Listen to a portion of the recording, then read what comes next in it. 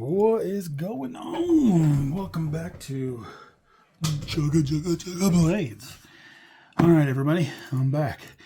And today I'm going to show you a little bit of different stuff. Now, in the beginning, I showed you, if you remember right, with the Civivi. Still haven't fixed this. I told you I need to do this. But this was the knife that I showed you. Had an interlock, and it was a folding knife. We had the thumb screws, which allows you to open it up with a thumb. Nice little blade. This is the blade that I showed you guys. Now today, I'm going to show you a new type of mechanism. This is what we call thumb screws. Use that thumb screw just to pop it right out. As you can see, this is what we call a CGRB light pyrite. Now, I don't think that this is G10. As you can see, you can tell the difference. It's just the plastic seems a little bit more different. I can't remember what they call this. I'd have to look online to find out exactly what the name of it is. I'm sure someone can say it in the comments or bring it up or whatever, but this is what this is. This is ARPM9, another type of steel. This is also stainless steel. Like I told you before, we got the Nitro V here, and we got the ARPM9. Now, I'm going to talk a little bit about steels as we go. As you can see, it looks like it's just a little bit bigger than the Civivi Elementum. As you can see, the pyrite's a little bit longer. Like I told you, I love the Wharncliffe thing. That's why I got this pyrite. Love the way the Wharncliffe blade is. If you don't know what a Wharncliffe is, it's just the way that you can call it a sheep's whip too. Just like this, it's the way the blade is shaped. And that is what I have here. Now, onto the pyrite. Pull the Elementum out of the way. Onto the pyrite. Well, with the pyrite, we have the thumb thing, just like we do on the Civivi. But it's almost big enough. Like I told you, it's a bigger knife. So it's got a bigger grab to it and everything. And with that bigger grab, with my big, huge, monstrous hands, they actually fit. I mean, it's still got a little bit of unfitting here, but I mean, it fits really good. And then, just like I told you before, got that choking. You can grab on that choking. Now, the cool thing about CGRB, they like to put lines in their stuff. Jimping. Now, it's not as good as jimping. I would say, if you can look at the difference between the jimping on here and the jimping on here, you can tell it's a little bit spread apart. This is a little bit closer. There are actually some that are actually even closer. Actually, here in a little while, I'll show you another one that has even closer. But as you can see, the jimping is closer on this one, where on this one it's less. So it's less cuts in this one, it's more cuts in this one. That is actually better than more cuts because it's just a little bit more abrasive to your fingers. So therefore, it's a lot more nicer if you ask me. This one is a little bit more, I mean, it's there, but it's just not the same. You know, it's just not the same. We got the thumb screws on this. This does not have a back flipper. Therefore, it has nothing here. But what this has, that other one doesn't have, is got a button. It's a button lock. In here, there's a mechanism that pushes down on this button and allows it to release the knife. Now, we don't use the button right now. We just open it right now. Now, this is one of the ones that I told you is very loose. So, for instance, we got solid lockup here, solid lockup. But if you push the button, see how that just, look at that blade. It just dangles there.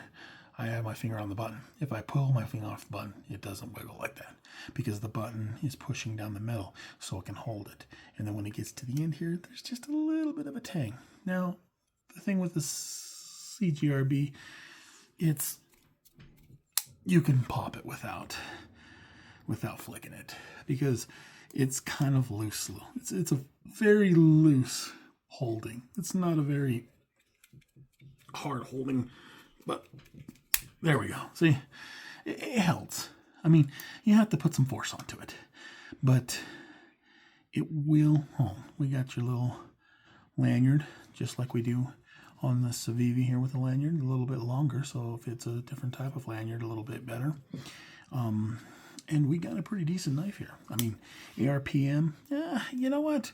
I'm going to look at this and I'm going to say this on the end. I think this is really realistic too. I've seen them both tested and they both are pretty similar steels. Do I prefer one over the other? Nah. I mean, they're both decent, remarkable stills. They're all taken off a certain still that's out there.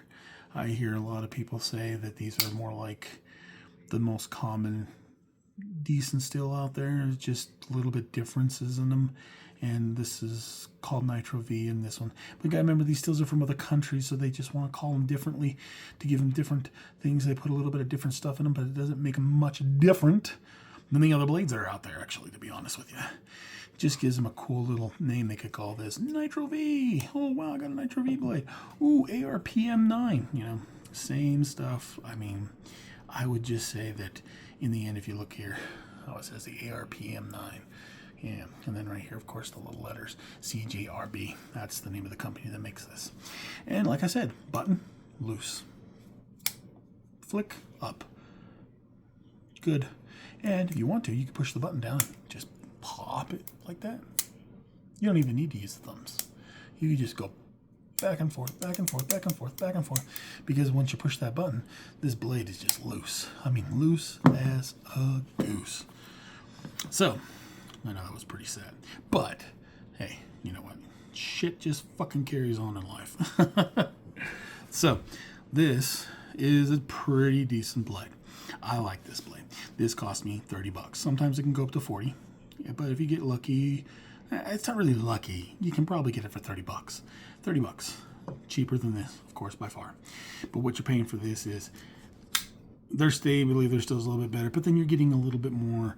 I mean, now these are both famous knives. This is a very common knife that a lot of people use, also very common. And if you look at them both, you're like, well, look, you know, bigger, more steel, more plastic. I mean, we're looking at the same thing, but then let's take a way closer look why this is 50 bucks and why this one isn't 50 bucks. So I'll tell you right now, easily, if you look, it's just plastic all the way down. The innards has very little metal. You can really tell there is not much to the side. It's a very light knife, but being light means that inside the frame is very, very little metal in there. Where you come here, you can see it. You can just see it. I mean, the metal's right here. I mean, you can see it. It's there.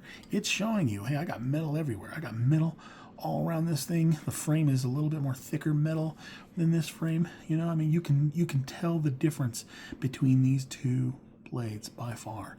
You can tell that they put less into this and more into this. Therefore, this is a little bit more heavier. This is lighter. Some people like lighter knives, but that doesn't change the fact that there's more stuff here that prevents it from being ruined. If you bent this or something like that, those metal frames are going to not allow you to do that very easily. Don't get me wrong, there's metal frames in here, but I mean, I'd have to open this up, and I've not opened this up yet, but you can see that there's a little bit of metal down here. So I would have to say, in the end, that this, you can just tell by the quality of the build and everything on this knife that there's just more put into this knife, and that makes it just so much more expensive than this knife that, you know, has less. You know, there's just it's bare boned. You know, clip's the same thing, nothing different from the clip. Clip's always the same, and you got a lot of just, you know, the same stuff. But then this is 30 bucks. You know, you buy this $50 knife, you're paying for more stuff, more mechanicism and stuff like that, which we're going to go into the next one. So we'll take that away, and we'll take the CJRB away, and we're going to go into Kaiser. This is a Kaiser blade. Notice that the jimping is so tiny. Look at those little jimps on it. It's so beautiful, the jimps. Now you notice on this knife, it's got 2 angles. So that means that I can backflip it like that, or I can front flip it like, yeah, I'm not the best at front flipping. Still kind of getting used to these kind of things, but there you go. Front flip that bad boy. You know, you can front flip it from the front like this. It's another way of front flipping it. Not really keen on that. This one, instead of having a screw here, it's got a hole. These holes are just another way of pushing the knife out. Just like the screws, but it's the hole that you put your finger in, therefore it makes it simpler. Now this one is very easy to flick. Probably the most beautiful knife that I've ever had as far as flicking. Everything is pretty nice on this. I can backflip this bad boy. See that? Backflip that bad boy. Kind of like Spider-Man. Yeah, Spider-Man. So, I mean, that is so cool. I mean, and then you could use your... I'm not the best at this, but I am not good with this as well. There we go. Awesome. Did it. Once is good enough. That's the way I look at it.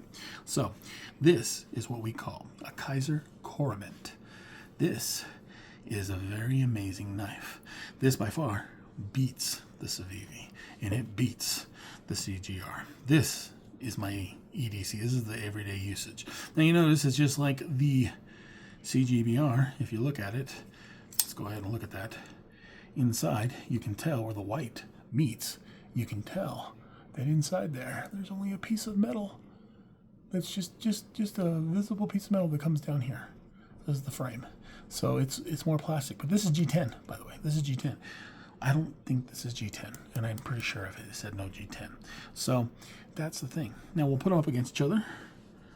We got Pyrite still bigger, as you can see. Elementum still being back there low. We'll put it up against the Elementum. Let's put this in the middle because this is the knife we're looking at the moment. So the CGRB, definitely bigger than it. And the Elementum, I would say the Elementum is more on its side. It's a little bit tiny. It's a tiny bit bigger on the tip. That's about it. So on that note, button, this is also a button release. So unlike this one where it has a back flipper and that, this has got it all. This has got 3 ways of flipping. It's got back flip. It's got front flip. It's got the button. Look how loose that is. Button, just the button. And it's got a hole. So you can do the back flip. And you can do that on the CGBR. It's not that hard.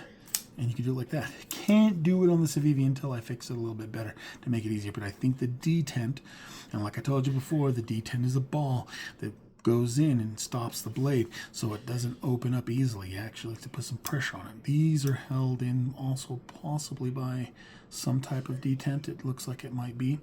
I think a lot of it has to do with the button here. Once it gets up here, notice the button goes up a little bit. So there's like a button here. There's like a little bit of a detent on the button when it goes into the off position, and it lets it give it that strength. But unlike the CGRB where I could just pop it open just a little while ago, this is not that. Like that, you can't do that. It actually holds it a lot better. So this one, it has got way different ways of just doing this. I mean, the ways are just amazing. And the blade on this, I mean, it's very difficult to say. I would say it almost goes into a sheep's foot because it kind of has a belly. I would say the Wharncliffe is a little bit more on a straighter blade, but this is like also, and like I told you before, I like sheep's foots and I like Wharncliffes, so I like these blades.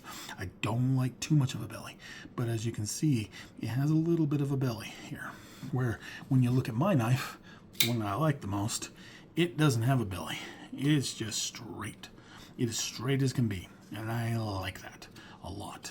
So when it comes down to this knife here, it's just, this one to me is a little bit more different, but it doesn't matter to me. This is a Kaiser knife, and this, the only reason why this even beats those out of the park is due to the fact that this is made out of S35VN, I believe that's what it's called. S35. Just remember it, S35VN. That is the steel that is used for this, which is pretty good steel. And when I say pretty good steel, these are decent steels. These are reputable steels. S35, most knives that have this steel as their blade, you're paying upwards to $100+. And I got lucky and got this. You can still get it right now to this day for $56, which is pretty much the same price I paid for this Civivi. But not only did I pay the same price for it, it is just way cooler looking. The only problem is like I said before, this is a very pronounced used blade. It is so many of them out there that if you wanted to change this and make this a better steel, a better this, a better that. There are things that you can buy to upgrade this, to make it better than this. The problem with this is it's a one-off. There's not many core mats. Not very many of them. It's not a very famous knife. Therefore, interchanging these are going to be very difficult unless you made them in your own house. Or no, excuse me, or know somebody personally that can just make these for you. Which is, I mean, you can do it. It's not a hard thing to do, but it does take time, and it does take a little bit of your positioning to try to go out and find someone who can create these for you. And if you like your knife a lot, then go do it, I mean, put some thought into it and put some thought into something that you like and you enjoy. I am not too big on the blade myself. I'm not a big lover on the blade. Like I told you, I like the Wharncliffe a little bit more. A little bit more. But I don't mind this. I don't mind the blade on it. But it's this Nitro V, by the way. Well, no, it's not Nitro V, sorry. It's S35. Oh, God. Sorry. I apologize. Kaiser uses a lot of Nitro V metal, by the way. The only reason why I say this. But, yes, this is the biggest reason why I got it, was because it's really good steel. I mean, we're looking at a very nice blade in a very decent steel. And it's just nice, It's beautiful. I love this blade. It's flicky. It's everything about it is nice. This is my favorite one at the moment. I don't have a lot of knives, so I really don't have very many to pick from. But I do love and enjoy that this is good steel, meaning it's not premium, but it's really close to premium. Really close. This is nice steel. So nice steel, not the best scales, but hey. You got to do what you got to do with right now. Maybe later down on the road, I might be able to change these out for something different. Who knows? That is something to do in the future. As you can see, the clip is on the right-hand side. You can actually change your clip. You can't do that in these other knives. That's the reason why I probably didn't even mention it. Well, you can with this pyrite. The pyrite gives you the accessibility to do left-handed or right-handed. Something kind of cool. And something kind of neat, that it gives you a choice to be, if you're a left-handed or right-handed individual, you could have your clip switched around. That way you can choose what you want to choose. Now, Civivi doesn't have that. Unfortunately, they don't have it. So you're SOL. You got to go right-handed. A lot of knives are like this, unfortunately. Lots of them. So unfortunately, that's something you have to deal with in the knife community sometimes, especially if you don't pay very much for the blade. Now, this one has them on both sides, like I told you. Really nice choice. Spyderco's. Something I have not said, but I'm going to release it now. They actually have 4 spots, so you can put it up here, up here, up here, up here. My brother's going to get a Spyderco here soon, and I might use that one of these when he gets it. I might use it in my presentation just to show you what a Spyderco is. I am not a big lover of Spydercos because I'm not big on the circle. So it's just not my thing. But maybe I can be pushed into it just as much as I can be pushed into something like this or, anything else I have. There's certain things that change the facts of the doubt. Because in the beginning, I couldn't do this. I could not, for the life of me, flick these things in certain ways that you can flick them. When I found these ways out and I learned how to do it, just learning how to do that, the clicking sound, just the feeling of flicking it and everything, because I don't like using this, you could do this. Yeah, great. It's kind of boring, it's just a boring Jane. But when you go like this and you flick the bad boy like that, it just feels like you're putting some assertiveness to it and you're just giving it that little funk that is nice, it's nice. It's even better than the back flipper. You'll never know that I'd have a back flipper because I'm not even using the back flipper. The front flipper I don't like using. The reason why, because you got to get yourself out of the way of the blade. And when you're doing the front flipping on the blade, you have to make sure that everything is away from the blade and you have to hold it in a way perspectable for your hand. Since I got big hands, it's just not easy. Maybe this way, but then see how my finger go up like that? I'm just not used to doing that. So it's difficult. With this one, there's some people that are really good at it. You got to do with a flick of the wrist. So, I mean, that flick of the wrist, as you can see, the wrist flicks and it does it. But this, if anything at all, this is the perfect knife to practice all those little things because it's got so many ways of doing it that you can practice. And when you get good at it, you'll end up saying, well, I prefer doing this, man. This is amazing. I mean, this is just awesome. I like this on a knife, you know. But then there's going to be that day when you come across Mr. Detent here and you go, oh, I can't do that with that. But if you get you a CJB, or like I told you, you can just do that with just your hands like that. It's easy with that. Finger flip is easy. Finger flip is there, you know. I mean, but you need to understand something. When you put my back finger on there, I either put it on my nail or I put it on the side of my finger right there. See that? Side of the finger or on my nail, and you just feel this piece of metal, and it just is something you have to get used to because it's something that's just a little bit more difficult to be used to. Where I'm more used to the thumb. The thumb screws is more for my thumb. So I mean, I'll say this much. Thumb screws are amazing for thumbs. This, no, I'm not too much into that. But this thumb, I don't like it as much. It just don't get that flicking action. See, I can put my thumb down here on a thumb screw and just flick it up and it goes up. I can't do that with this blade. I actually have to go in, push my fingers out like that, and then go like that. But then I got to get it really good. So I got to really push my thumb out there. It's something that takes practice after a while. You can't just do it the first time. See, there's going to be times that I just don't like it. But then putting my finger, I'm not putting this on a piece of metal. I'm not getting that feeling of a metal hitting my fingers or anything like that at all. I just put my finger and it fits through that hole, and it's just like, it's like butter. I mean, I'll be honest with you. It's my favorite way of flicking this blade is backwards. It's just something about doing something that you normally can't do on a knife that makes you like the knife even more. So that is our blade that we're showing today. Now we're going to go into cheap, and I mean cheap. So I opened this up earlier and I tested this knife out. This knife is a very cheap knife. This is a Walmart knife. This is $10. This is the Ozark Trail Knife. Those of you out there in the knife community exactly know what this knife is. And it has a D2 steel. Now, we said the D2 steel, I don't have my mini Paraxis on me right now. I'd have to go grab it, but the mini Paraxis has D2 on it. But the problem with D2, like I told you before, is it has the chance to rust. It's not stainless steel.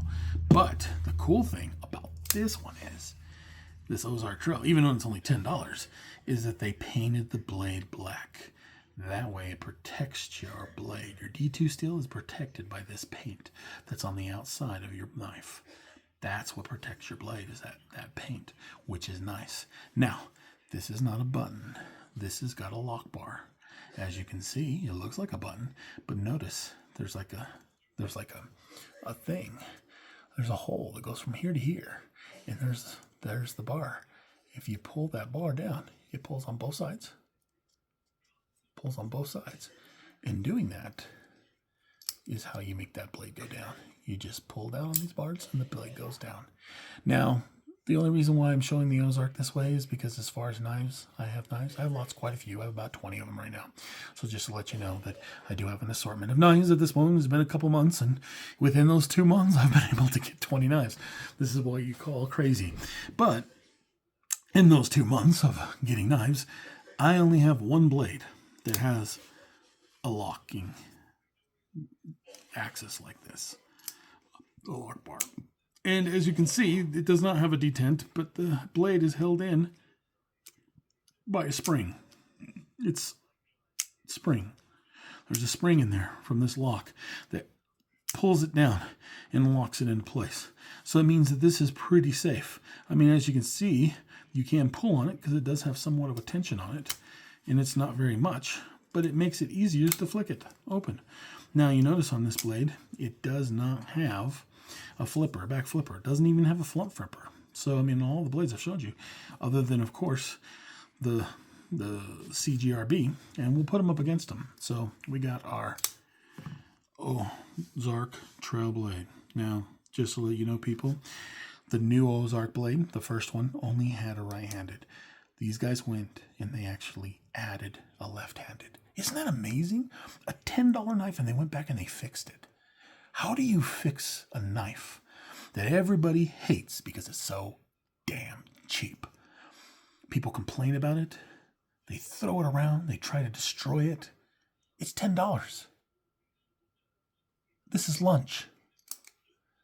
This is a lunch meal. At your local McDonald's or whatever, if you buy a regular lunch with a regular burger, fries, drink, all the stuff, $10. $10. That's it. $10. Now, I've seen a lot of videos on it. Quite a few. There's even a guy named Outdoor that's putting it to the test. And it's ran it straight into the ground. And he tries to tell you on his pod that you shouldn't buy it. You shouldn't get it. Because, see, the thing is this steel tests pretty decently hard. But whoever sharpens these blades, some of the blades, they go out to people. I don't know if it's mine. It could be mine. It could not be mine. Who knows? But some of these blades, they didn't pay attention and they burnt them. What happens is when you take the temperature of metal that's been treated and you treat the metal and the metal goes to a certain hardness. All metal has a certain hardness to it, meaning that they can take a certain amount of hardness until they start to break down. And the thing is you got to be careful. So some have really high, some have really low. That's depending on the steel and its nature. Maybe one day we'll sit here and we'll talk about steels if I learn more about it. I've been learning quite a bit actually lately, and I've learned the steels that you stay away from. And I'll be honest with you, anything that just says stainless steel, stay away from it. You want some explanation, because when the stainless steel just says nothing on it, it could be anywhere from 7 CR and below. What that means is in numbers, they go into CR numbers. CR, 4 CR, 5 CR, 6 CR, 7 CR. And it doesn't matter what this last number is. It's just a bunch of stuff. But the properties of 5, 4, 6, and 7 are some of the weakest metals out there. If you see a blade that says 5 CR, which most your cheap blades say 5 CR, you got a piece of shit. It is a piece of shit. You can't help the knife from being a piece of shit all the way through. All the way through. All the way through. This one, it's burnt. So, while on that subject of burning, if you burn the edges enough and you burn them well enough, you'll burn right through the treatment, which will enable the blade to be a lot softer, which means that 59 is no longer 59 here at the edge of the knife. At the edge of the knife, it's no longer 50. It's no longer 59. I think it's 59 on this one. I've seen a couple people do it and they got 59 out of the hardness. And basically, if you burn that blade, so what happens is they sharpen the blade. And when they sharpen it with the machine. And the machine, if you leave it on there too long, maybe a couple minutes, not even a couple minutes, 20 seconds will burn a blade. You want to apply water when you're sharpening this on those types of machines. That way it keeps it cool. But the thing is, if you don't keep it cool and you burn it and it burns up and it melts the metal, well, it won't melt the metal, but it'll heat up so high that it'll ruin the temper on the blade. Therefore, you have to shave the metal down a lot in order to get to, that's what he had to do. He had to shave his metal down quite a bit just to get to the temper of the blade that was satisfactory, meaning that he could cut and cut and cut, but after a few bits of cutting, the blade would dull. And, until he fixed that issue, he started cutting what a 59 would cut. So it took a lot. All these blades, by the way, are all made in China. None of them are American made, just to let you know off the bat. You're going to be paying cheap for these because they come from China. You're not paying cheap for them because they come from the U.S., because the U.S. is going to charge them a lot of money. Being the reason because we pay our people better than China. You can stick a little kid in a factory and have him make your knife for you, and you can pay him pennies. But when you come here to the United States, you don't pay him pennies. So let's just put it that way. Kind of like that. I mean, come on. Jordans were made in China, from what I heard, for the large part. I don't even know. They could still be made there. You never know. You never know. They're not going to let you know too much about that information anyway. So, on the Ozark. Back to the Ozark. This is got an issue that it could possibly be burnt. But, that could be an issue. But $10 is $10. I would say if you were to spend 10 bucks on a blade, just this blade, 10 bucks, go out, buy yourself a stone like this, and practice sharpening a blade. Keep practicing and practicing, holding it the right angle, because you know when you sharpen blades, you got to hold it at a symmetrical angle and everything. Go out and buy yourself a sharpener. Don't pay it all for a sharpener. This cost me 40 bucks, 40 bucks to keep all my blades sharp. I love it, one of the best out there. But get that sharpener, get this blade and practice. Use this for practice, because 10 bucks is nothing.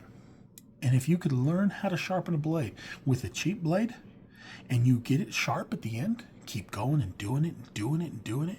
And when you get good at it and you're better at it and you know what you're doing, you're not wasting a $30 knife. You're not wasting a $50 knife. These $50 knives, you're not going to want to ruin these knives just trying to practice sharpening this. But $10 knife, all day, every day, my friend, I'll waste my money to practice sharpening on something like this, because there's nothing to lose, right? I mean, if you want to go out and pry nails, you want to do anything, they've already put these to the test. These things are tough as bricks, because no matter what, there's still a 59 hardness to the whole entire metal. Therefore, when it goes out there and you put it through the pain and the destruction that you would put a blade that you wouldn't do to this one, or you wouldn't do to this one, or you wouldn't do to this one. Actually, with this one, you probably would. 30 bucks, 30 bucks, I would say 30 bucks, you could do that. But the thing is if I learn how to sharpen a blade, then that 30 bucks pays off more when I put $10 into this to learn how to sharpen a blade, which I'm not ruining this, I'm ruining this crap knife here. That way everybody already knows it's a crap knife. I mean, it's not a knife that you take home and you say, oh, guess what? Everything's relied on this knife. No, I'm sorry, my friends.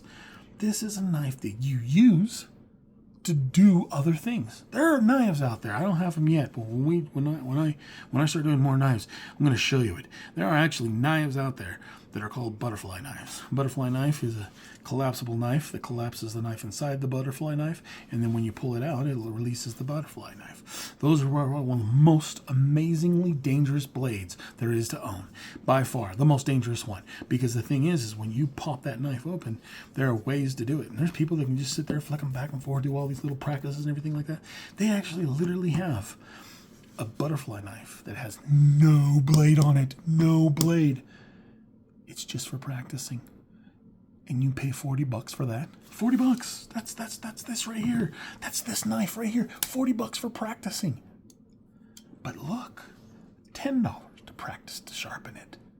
I mean, where's the sense? Where's the sense of saying not to get this knife? If you like knives, get this knife. This knife is going to... I'm not here to sell this knife. No. I'm here to tell you what you could do with this knife, because 10 bucks to most people in this world is just a meal for lunch. That's it. Yet it's a piece of metal. D2, nonetheless. D2. That's why it's turned heads of many people in the knife community, because it's insane how you can get a lock bar system, because this lock bar system is not cheap. There's mechanics, there's things to use this. This is not a cheap mechanicism. I mean, if you're going to make a blade like this and you want it cheap, you're going to do this right here. You're going to put an interlock. I'm not saying interlocks are cheap, but they're cheaper to make a frame that just bends to the side that holds your knife in, right? That's just cheaper, A little bit more of an annoyance that you have to push to the side. What's this? You do nothing, man. It's just the simplicity of pushing down a button or pushing in a button. When you do this right here, you're doing absolutely nothing. Your fingers do not move. You notice that my movement never goes towards the blade whatsoever. If you can keep your fingers away from that blade the whole entire time, in the end, this is safer than this blade right here. Because this blade right here, I need to put my fingers in the way of the blade when it comes down. Now, I do have this right here that warns me, hey, blade's coming down. Remove your finger. Okay, I remove my finger. That's what that's there for. That's why most interlocks have that, but some don't. And the some that don't, those are dangerous, because when the blade comes down, and if it's loose enough to come down, it's going to hit your finger. And believe me, if this slaps on your finger, I don't care if it's this fucking D2, it is going to cut you, and it's not going to feel good. because these blades ain't like, I mean, this is sharp. I mean, it's not extremely sharp, but as you can see, I put my finger on, I can feel that blade. It is sharp. I have not used this blade. I've not put it through any harm or anything like that. I bought it just recently. It's brand new to me. Took it out, looked at it for a few seconds, played with it a little bit just to see the interlock system and everything. And I can tell you this, it is amazing. It is just amazing. It is amazing that $10 can get you something as simplistic as this. I mean, I don't know. I don't see any wrong in it. I don't see any problem with it. It'll last you for a little bit, and you have to resharpen it. But I mean, it's like, oh boy, I have to resharpen it. And then, like I said before, this is what you practice your sharpening on. You practice your sharpening on something like this. You know, I take the sharpener out. I'm like, hey, I want to sharpen this. This is the blade that I want to sharpen because this is what I want to learn on. And learning to sharpen a blade, I'll tell you right now, it is way good. There are people out there that charge $35 to $50 fucking dollars to sharpen your fucking blade. That is ridiculous. When you can go out and spend $40, I spent $40 to get the best sharpener, and all I have to do is learn how to do it. It comes with this little fucking device right here that puts you at an angle, at least to give you a little bit of an idea of where you want to hold the blade. Take that out, that's about where you want to hold the blade, and then you just sharpen away. Now, holding that angle, holding that substance and that is something that you as an individual need to practice, that you need to understand. You can't move your wrist. You can't, there's lots of things that come specifically to doing the sharpening way of sharpening a tool. I know you probably didn't think I was going to be here to sharpen tools and show nice, but this is me showing you something that possibly can help you by buying this blade that everybody seems to say is just, nobody wants it. Nobody wants to agree with something as simplistic as this. You know, no one wants to believe that this can actually be used in some kind of good way. They try to find a default with it. Why spend time trying to find a default of $10 when you can find something that helps for $10? I'm getting assistance from sharpening. I go use this outside and pry nails with the back of this blade. This is 59HC. This is going to pull up every single nail or pry stuff open or use this to grab stuff. There was a guy using it to dig dirt with it. Honestly. I mean, if that's the case, I mean, what you're doing is you're using the point and it's breaking up the dirt and he's just doing it. You could do it with this knife. Once you've ruined the blade on it a little bit, you come back here and you sharpen it on the sharpening tool. Give it a reason to sharpen it. And then you're not only just using it for something dirt job, you're also using it to sharpen, to learn more about doing these kinds of things. Because when you learn these things, it takes money and puts it in your pocket. This is an investment, okay? That's what I look at this. This is an investment. If it costs me $30 to $40 to have someone sharpen my blade, when I can spend the $30, $40 for the sharpener and find a blade that's cheap enough that I can just beat up and learn how to sharpen and get good at it and become better at it, then in the end,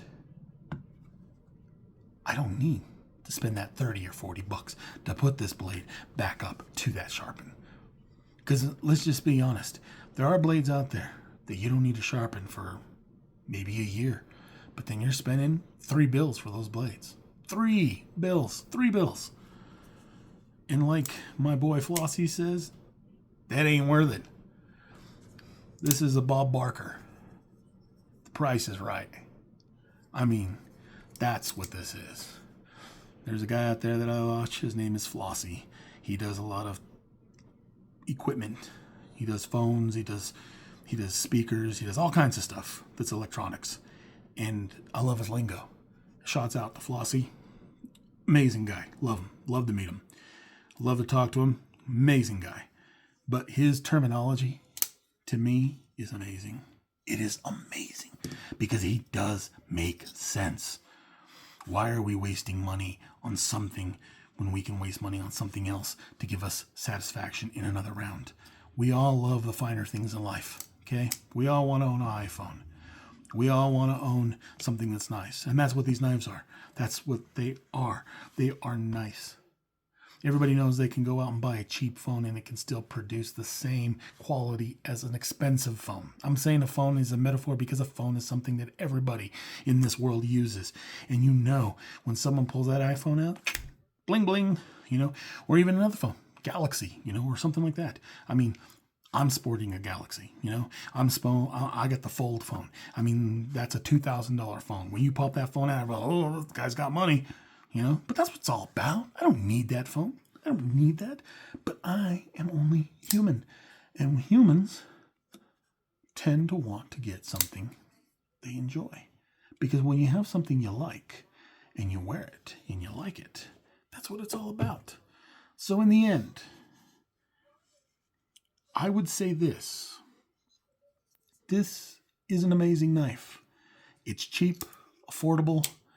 It can be used in any kind of way and form, even if it is your cheap knife that you use to cut stuff and do things with. Because no way in the world, even if it does go unsharpened, you can still use the point of the blade. You still could use the blade to open up packages. It's not going to be the easiest. It's not going to cut it in like butter or whatever, But I mean, if you want that, then go sharpen the blade. Buy yourself a sharpener. Learn how to sharpen. Because you don't want to learn on this blade. You want to put this blade through the kind of stuff, and then when you go sharpen it, you know how to sharpen it because you use this blade to give you the experience of sharpening the blade. These are the two types of knives that I brought today, like I showed you before. We'll bring them right back out of here again. We got the CGRB Light Pirate. We got a Kaiser Coromant, and then we got the cheap ass Ozark Trail. It's the only lock bar I have at the moment, so it's the only one that I can show. But I'm not disapproved of showing it because, like I said before, I don't look at this as a useless tool. I look at this as something that can be way useful. My $10 towards this would be even better. I would give up a lunch to get this tool. That's why I have this tool, because I would give up a lunch for this tool, because this tool is amazing. 3 lunches for this tool, 5 lunches for this tool. I mean, that's how you can look at it. Look at the common sense here. 5, I would say 6. 6, 3, and 1.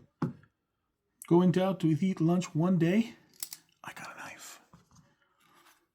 A whole week, I got a pretty nice knife. And I would say it's a pretty nice knife because honestly, I told you already, S35 is an amazing still. And this is an amazing deal for a knife that should be costing $100 easily. So, I mean, it doesn't cost $100 because it's Kaiser, and they're understanding that even when you got a great blade, you still got this formula of stuff that maybe you might not like. You may not like the look of this. You may not like the lines or anything. And it's up to you. But I mean, you don't have that solid color that you do. And let's just be honest. These pyrites here, these light pyrites, you can get them in just about anything. You can get them in black. You can get them in orange. You can get them in anything you'd like. You can even go on the market and buy some scales for it. That's way different, just like I did on this Elementum. You could do the same thing with the pyrite. That's why I got the pyrite. Pyrite is just a kind of a famous knife that everybody buys, like the Elementum. It is a knife that is so renowned that they make accessories for these knives to interchange them to make them different. The Coromant, unfortunately, it's not in that boat. For Kaiser, I would probably say it's the Drop Bear. I haven't showed that. I don't own that. When I get it, I'll show you it, but it's called a Drop Bear. It seems to be the more prevalent of blades that you can find scales for it and all the kinds of stuff. The Ozark, funny as it can stand, you can actually pay for scales. If you go to Etsy, you can actually find scales for this blade that people make for you. And actually you can change your Ozark because it became so famous because some guy on YouTube showed that it beat a Benchmade, which you'll never see me with a Benchmade unless I get rich or have money to spend on knives like that, because Benchmades aren't cheap, my friend. They're 200 plus knives. So $2 on a knife. It's going to be a while till I can actually look at a knife and say that, and the first knife I'm going to buy is definitely not going to be a Benchmade. Benchmade is more like I wear Gucci because Gucci is awesome.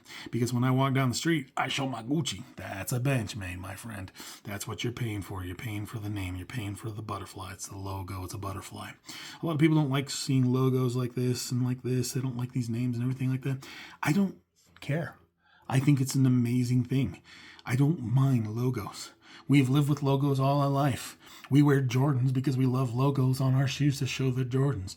Nikes, Adidas, Converse, you name it, any type of shoe that has a logo on it, and that represents that. Now I understand when you're repping Ozark, you're not like, hey, check out my Ozark, boy, bitches, my Ozark. I know it's different. It's not the same thing, You're not going around showing people, hey, check out these Payless shoes, or check out these Walmart shoes. They're like Digo Daga Dagu, and you're like, okay, what the fuck is that? Yes. That's understandable. But I agree that when you put a maker on there, as long as the maker makes sense, Ozark Trail is not a bad name. I think it's kind of cool. I mean, it's not extremely cool. Kaiser, I don't know, a Kaiser thing. I don't know. When I see that Kaiser Sose, I don't know if any of you watched older movies. Kaiser Sose. That's a Kaiser. Comes in my mind. CGRB, God, this is horrible. This is when you start getting into broken language of young kids. Hey, CGRB, buddy. Oh, okay, yeah, sure, I understand what you're saying. OMG, that's what that kind of shit reminds me of. Civivi, good name, awesome. I don't have any problems with Civivi, and there's lots of them out there, that are cool. Spyderco, great name. I like the name Spyderco. Kind of sounds cool, Benchmade. Benchmade to me, in a way, is like saying, check it out. These were made on a bench. That's what I see. But you know what? They're knives. So I guess that's why they took that name. That's what it's all about. These are like name brands. You got your Benchmades, you got your Spydercos, you got your Microtex, another name brand knife that's made in the United States that are all these knives, they carry expensive. Now Spyderco, no, I will tell you right now, Spyderco is a business that likes to give everybody knives. Okay, they will fit down to a $30 knife to a $300 plus, $500 plus knife. They will do that with Spydercos. They will give you the prestige. They will give you the smalls. A lot of these companies, they like to make like other companies. They're kind of like a car. This is the Toyota, And then there's this other company called Sencut, and they would be below Civivi, which would probably be like that dictionary blend of maybe like... Take, for instance, I own a car that's made by Toyota, but it's made by another company that's made by that's made by Toyota. All Toyota parts, but it's the company name is what's it called? I'm trying to think if it's called. Right now I can't think, but it's another subsidiary company that's lower, and it's got cheaper vehicles than Toyota. And then, if you want the better brand Toyota, you go to this knife called WE knives. They're called WE knives, W-E. And those knives are the Lexus. That's the Lexus of Toyota. Toyota is the brand of Toyota is Lexus. And knives are doing the same thing, Kaiser, I believe, I think Kaiser is really staying within their company. I have not heard too many subsidiaries through these guys. But I don't know about CGRB. CGRB is a company that I've not really paid attention to very much, if they have subsidiaries, but there's a lot of knives out there that do have subsidiaries. So, for instance, there's this knife called Concept, made in the United States, and Concept is a really good high brand knife, but the lower version of Concept is Tenable, So, they do have a lot of car manufacturers that like to make bigger brands and then smaller brands to represent. And the thing is you're still getting the same car. It's just the name is different. That's the sad part. In the end, it's just a different name. More noticeable, Oh, Scion. There you go. Scion. Came to mind right now. So I own a Scion. Scion is the downgrade of the Toyota, I don't know if it really is a downgrade, but it is a subsidiary business to them. They don't make prestige vehicles. They're just Scions, So Scion is made by Toyota. So, that's how you can look at the Civivi. You got the Civivi, which is Toyota. Then you go down, which is Sencut, which would be the Scion. And then if you want the expensive one, the WE knives, then you're going Lexus, And that's kind of how it works with some of these knives. Some of the companies don't do that. Like I said, I don't think Kaiser really does it. I don't think CGRB does it either. But the thing is these companies don't make too many high end. I know that Kaiser is starting to go in that direction right now, and it's kind of cool to see them go in that direction. I mean, a lot of people do like that. I don't care because I don't spend that much money on knives yet. So at this point in this moment, it means absolutely nothing to me. But maybe later on in the line, it might mean something for me. And I might invest more because collectability is collectability. And I love knives and I love collecting them. So on that note, people, stop spitting on my knives. But on that point, I hope you liked today's video. Kind of went through a little bit of the knives, cheap. It was a little bit longer than usual, but I had to explain a lot more about this Ozark to explain to you the reasoning behind this knife and the reasoning why I say this is amazing. Okay, I mean, all people, they're all different, you know. Some people think certain things, some people think other things, you know. I would have to say, I'm kind of lining these up on like stature, like what I think is good expensiveness or what quality, of course. So on that note, you guys take care, and like I say always, we out.